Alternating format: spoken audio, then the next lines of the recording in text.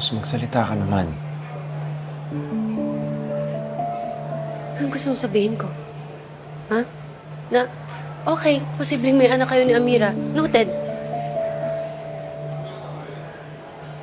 Tsaka, bakit ba posible, ha? Ba't posible lang? May iba bang nakarelasyon si Amira? Wala akong karapatang sabihin kay Rose na biktima ng rape si Amira. Kailangan silang dalawang magkapatid na mag-usap. Alex, uy, Nakakaramdam lang daw siya na posibleng anak namin si Jewel.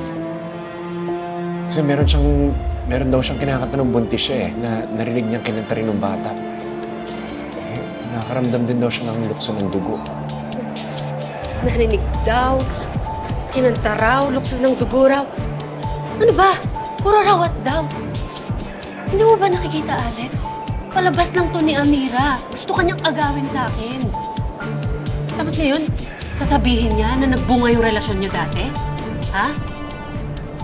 Na may anak kayo?